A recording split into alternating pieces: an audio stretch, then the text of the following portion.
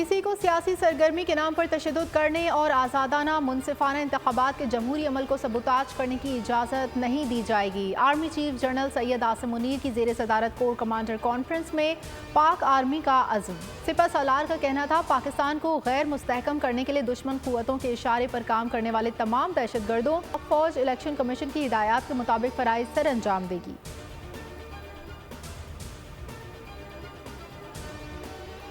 आलमी क़वानीन की खुल्लम खुल्ला खिलाफ वर्जी पर भारत का असल चेहरा दुनिया के सामने बेनकाब किया जाए। कोर कमांडर कॉन्फ्रेंस में पाकिस्तानी शहरियों को निशाना बनाने की भारतीय घिनौनी मुहिम पर ब्रीफिंग। कॉन्फ्रेंस से खिताब में आर्मी चीफ का कहना था कि अवाम के उमंगों पर समझौता नहीं किया जाएगा। फोरम का फ़लस्तीन के अवाम की हिमायत का इरादा, गजा तनाज़े के मनफी असरात और खित्ते में फैलाव के इम्कानात का भी जायजा लिया गया।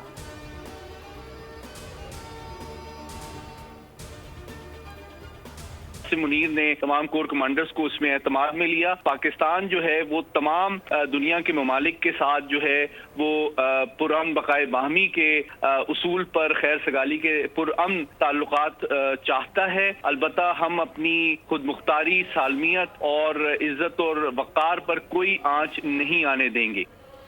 माहिर सलामती उमूर मोहम्मद अली कहते हैं, कोर कमांडर कॉन्फ्रेंस को ईरान के साथ क्राइसिस पर एतमाद में लिया गया। कॉन्फ्रेंस में इस अज़्म का इजहार किया गया कि पाकिस्तान खित्ते में पुरअमन ताल्लुकात चाहता है, अपनी इज़्ज़त व वक़ार पर कोई आंच नहीं आने देंगे। इलेक्शन में पाक फ़ौज सिक्योरिटी को यकीनी बनाएगी। पाक फ़ौज मुल्क में जमहूरी निज़ाम के साथ खड़ी है।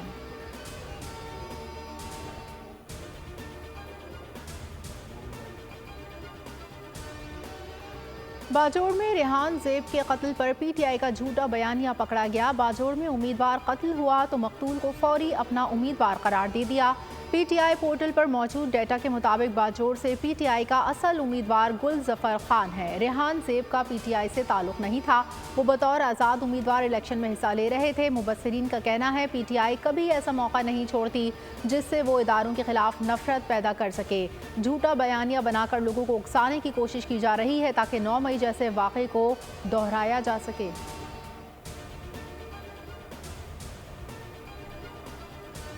तोशाखाना केस में बानी पीटीआई और बुशरा बीबी को 14 साल कैद बामुशक्कत की सजा। बानी पीटीआई 10 साल के लिए नाअहल करार। अडियाला जेल में समाअत के दौरान एहतसाब अदालत ने फैसला सुना दिया। मुल्जिमान पर 1 अरब 57 करोड़ 30 लाख रुपए जुर्माना भी आयद कर दिया गया। तोशाखाना केस में दौरान समाअत बानी पीटीआई की अदालत में हाजिरी। बुशरा बीबी पेश ना हुई। आपका 242 का बयान कहाँ है? अदालत का इस्तफसार। बानी पीटीआई ने जवाब दिया, बयान मेरे कमरे में है, मुझे तो सिर्फ हाजिरी के लिए बुलाया गया था। बानी पीटीआई अदालत से गए और वापस ना आए। डिप्टी सुपरिटेंडेंट से कह दिया, जब तक वकला नहीं आते अदालत नहीं आऊँगा।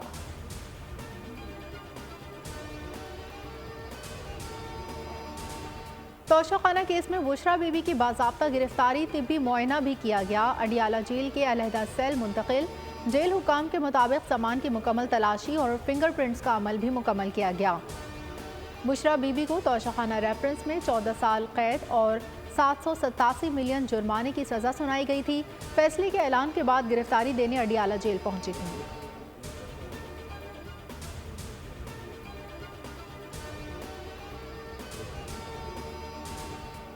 इस्लामाबाद हाई कोर्ट ने बानी पीटीआई और बुशरा बीबी के दौरान इद्दत निकाह केस खारिज करने की दरख्वास्तें निपटा दी। फर्द जुर्म आयद हो चुकी, हाई कोर्ट मुदाखलत नहीं कर सकती।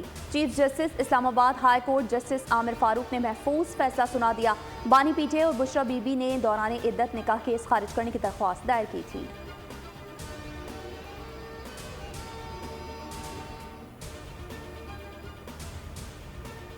साहब को एहसास होना चाहिए और मियां साहब के एहसास होना चाहिए कि आपको मुकफ़ाते अमल को इसी दुनिया में देखना पड़ेगा। इनकी फैसलों की वजह से आज एक बार फिर वो सर उठ रहा है, मगर ये मेरा आपसे वादा है कि मैं उस सर को काटूंगा। कौन होता है खान साहब कि वो शोदा के खून पे सौदा करके। बानी पीटीआई मुकफ़ाते अमल देख रहे हैं। नवाज शरीफ भी मुकफ़ाते अमल इस दुनिया में देखेंगे। तारीखी गुर्बत की वजह पुरानी सियासत है। बिलावल भुट्टो का मालकन में जलसे से खिताब। कहा, बानी पीटीआई कहते थे वो रुलाएंगे मगर खुद रो रहे हैं। जश्न नहीं मनाऊंगा। बानी पीटीआई की को तौबा करनी चाहिए। तीर को वोट देकर चौथी बार वज़ीर आज़म बनने की साजिश को नाकाम बनाना है।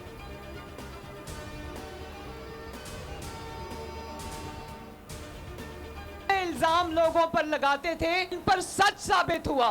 नवाज शरीफ ने उंगली उठा के कहा था कि मैं अपना मुकदमा अल्लाह ताला के पास लेकर जाऊंगा। मैं किसी की तकलीफ पे खुशी नहीं मनाती, लेकिन एक निजाम आसमान से भी चलता है। लोगों को चोर कहने वाला खानदान समेत चोर साबित हुआ। किसी की तकलीफ पर खुशी नहीं मनाती, अल्लाह करे जो हमें बर्दाश्त करना पड़ा उनको वो सहना ना पड़े। मरियम नवाज का जफरवाल में जलसे से खिताब, कहा बड़ी बड़ी साजिशें की गई मगर मुखालिफिन थे। नवाज शरीफ आज भी है, फितने को पाकिस्तान तबाह करने और शर फैलाने के लिए लाया गया था। बिल्डिंग के लैंटर उतर जाते हैं, उनकी टांग से प्लास्टर नहीं उतरा। एहसन इकबाल बोले, नवाज शरीफ को लोगों के दिलों से नहीं निकाला जा सका, आज पता चल गया चोर कौन था।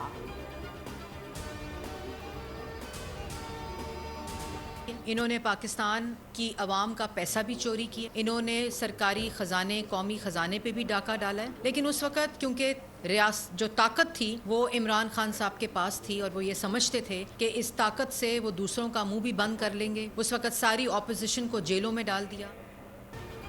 तोशाखाना लूट लिया, जवाब मांगो तो गालियां देते हैं। सामने आ रहा है कि असल चोर और झूठे कौन थे। मरियम औरंगजेब की बानी पीटीआई पर तनकीद, कहा बानी पीटीआई ने सियासत को दागदार किया, समझते थे ताकत से दूसरों का मुंह बंद कर लेंगे। अता तारड़ बोले, बानी पीटीआई ने तहाइफ ब्लैक मार्केट में फरोख्त किए, रियासत मदीना के नाम पर करप्शन की गई, शाम को बैठकर सब मिलकर लूट का माल खाते थे।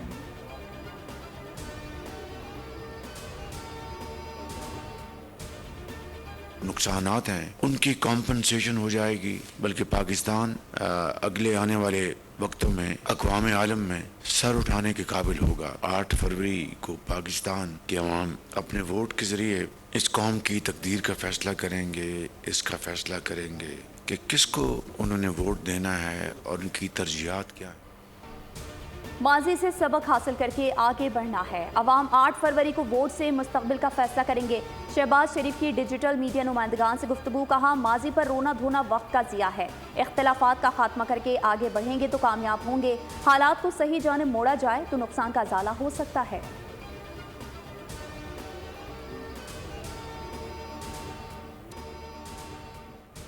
इलेक्शन कमीशन का बाजोड़ में आज़ाद उम्मीदवार के कत्ल और कोयटा में पीपी के इंतखाबी दफ्तर पर दस्ती बम हमले का नोटिस। खैबर पख्तूनख्वा और बलूचिस्तान में अमन व अमान की बिगड़ती सूरत हाल पर हंगामी इजलास कल इस्लामाबाद में तलब कर लिया।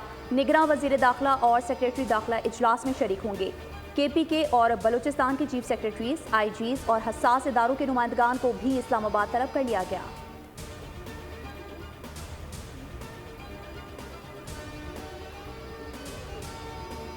वो सज़ा भुगतेगा, तो ये अपने किए की सज़ा भुगतने, कभी इदारों पर, कभी मुसल्लह अफवाज के ऊपर, उनके घरों पर जत्थों की सूरत पे हमला करते हैं। कभी हमने नहीं सज़ाएं भुगतनी, हमने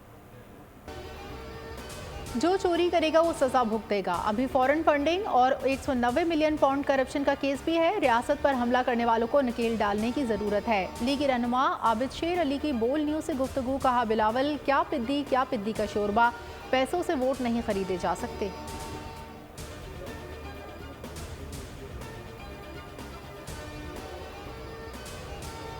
कश्मीर की बेगम खातून बेखौफ, निडर और हिम्मत का निशान बन गई। बुजुर्ग किसान खातून ने अपने इलाके के बासर जमींदारों को ललकार दिया। PS4 से अवामी वर्कर्स पार्टी की उम्मीदवार 64 साला खातून का मुकाबला पाकिस्तान पीपल्स पार्टी के उम्मीदवार अब्दुल रऊफ खोसा से है। सकाफती रक्स करते लोग बेगम खातून की मुहिम का हिस्सा बन रहे हैं। बेटा मोटरसाइकिल पर इलेक्शन मुहिम के लिए पहुंचता है। पानी, बिजली, गैस, तालीम का मंशूर घर घर पहुंचाती हैं। कहती हैं गैरत के नाम पर औरतों का कत्ल रोकना भी मंशूर का हिस्सा है। शहादत किसी एक दूसरे रुख पे जा सकती, और IG साहब एहतसाब आपका भी होगा, क्यों गिरफ्तार नहीं किया जा रहा है। इसमें बराए रास्त पाकिस्तान पीपल्स पार्टी का कौमी असेंबली का उम्मीदवार हल्का 249 से। कारकुन के कत्ल की FIR ठीक तरीके से नहीं काटी गई। कातिलों को गिरफ्तार न करने पर IG का भी एहतसाब होगा। खालिद मकबूल सिद्दीकी की न्यूज़ कॉन्फ्रेंस, कहा कराची अब पलट कर वोटों के जरिए वार करने वाला है। 8 फरवरी को वोट के जरिए MQM का तफसीली जवाब आ जाएगा। कुछ लोग गलत फहमियाँ फैलाकर हमारे इत्तेहाद में रुकावट डाल रहे हैं।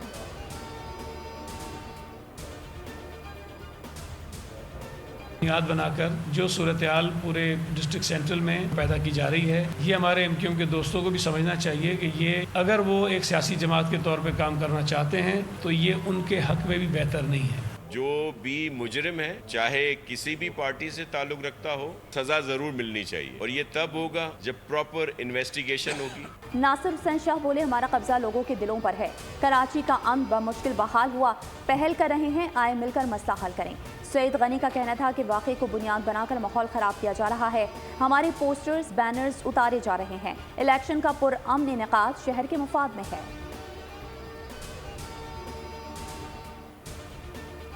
पेट्रोलियम मसनूआत की कीमतों में 11 रुपये इजाफे पर गौर। पेट्रोल की कीमत में 8 से 11 रुपये, डीजल में 2 से 7 रुपये इजाफे का इम्कान। मिट्टी का तेल 1.5 रुपये सस्ता होने की तवक्को।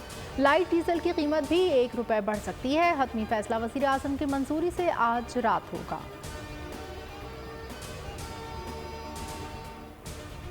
बिजली 5 रुपये 62 पैसे महंगी। नैपरा ने मंजूरी दे दी। मंजूरी दिसंबर की माहाना फ्यूल एडजस्टमेंट की दरख्वास्त पर दी गई। सार्फिन पर 49 अरब रुपए का इजाफी बोझ पड़ेगा।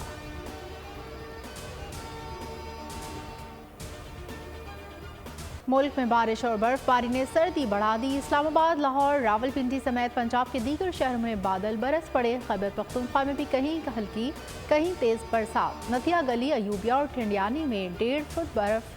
गलियात की चोटियों पर भी 9 इंच बर्फ पड़ गई। नारान झील, सैफुल मलूक, लुलसर लेक ने सफ़ेद चादर ओढ़ ली। कराची में भी कहीं हल्की कहीं तेज बारिश। महकमा मौसमियात की 4 फरवरी तक मगरिबी हवाओं के असर दिखाने की पेशगोई।